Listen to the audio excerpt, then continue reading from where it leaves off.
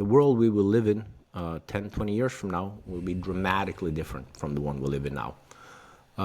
Perhaps the greatest disruptor will be the Optimus robot and similar humanoid robots who can do the work that humans do increasingly better than us, and they can work 24 hours a day. So Elon Musk has estimated that by 2040, he will have created somewhere between 10 and 30, 40 billion robots.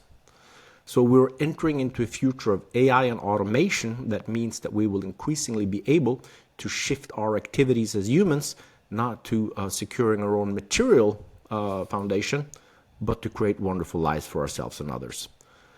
And I propose, as we phase this in, so in Norway, the way we would do this, we would start experimenting with it now, which we can more than afford, because like I mentioned, we're already transfer more than $1.2 million to each woman.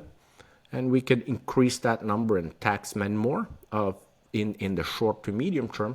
But then as the benefits of AI and automation manifest, we have to create a new society in which people do other things than they have before. And in that situation, we need to think about what kind of society are we going to build in the 2030s and 2040s that motivates women to have enough children. And within not too many decades, we will probably also have artificial wombs that will allow us to make this a more gender equal thing, where also men can choose to have children and receive the same benefits and privileges that women would receive under the system, but earlier. So we have to take that into account. The societies we will live in 20 years from now will be so dramatically different that they will have opportunities that we can hardly dream of today. And I think that as we move through these 2020s and 2030s, one of our, perhaps the most important consideration, I mean, in the long term, it's obviously the most important consideration, is how will we able to reproduce our populations in the societies that we will be creating as we move ahead. Those changes that you mentioned, what do those mean for the bottom 80% of men that are struggling?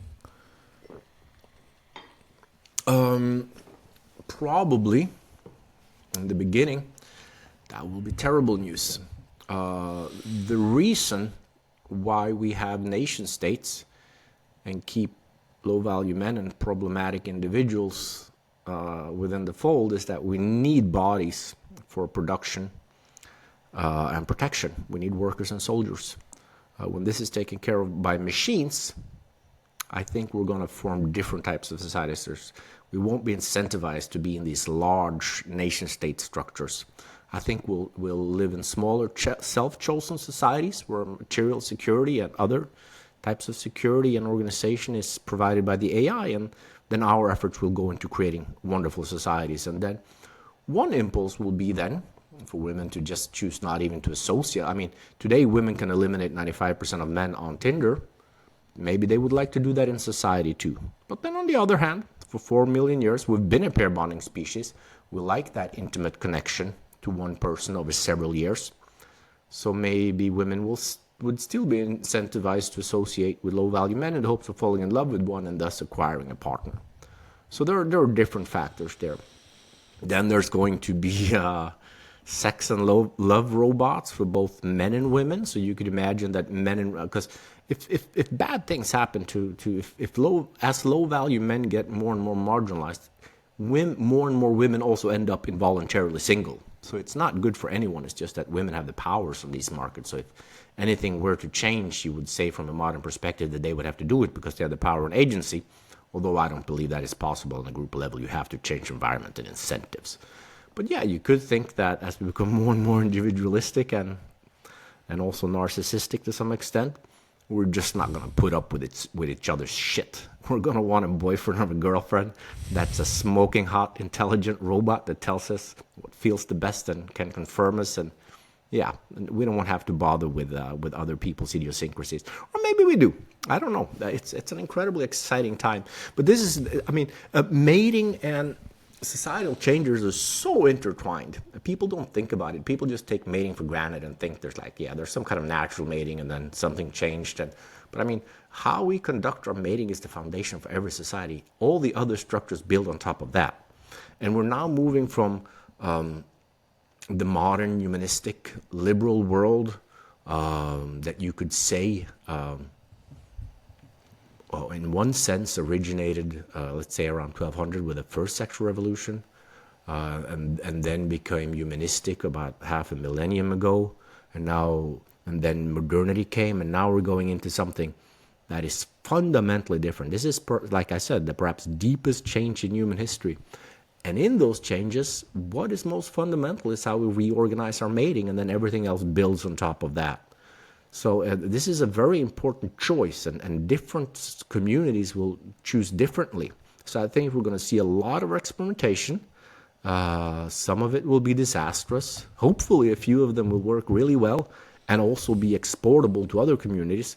So we're going to use our Norwegian cultural legacy as we make our choices. In Mexico, we'll build on its legacy to choose differently.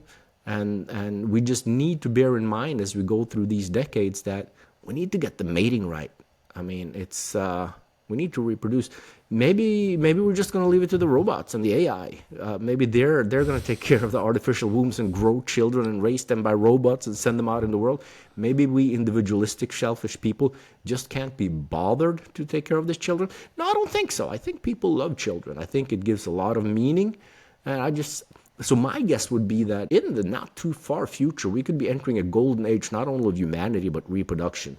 Because if your life is materially secured and you have unlimited access to robot nannies who are great, so much better with kids than what humans could be, although, well, we'll learn what is the difference between humans and robots. What is it we as humans can provide for children that robots can't? I'd like the answer to that to be a lot, that robots can never compete with our fatherly and motherly love. But I'm not utterly convinced. But we just need to bear in mind as we move forward, and we should start experimenting already now, is to find those social structures and build those communities that motivate people to have enough children so that we can exist in the future as well.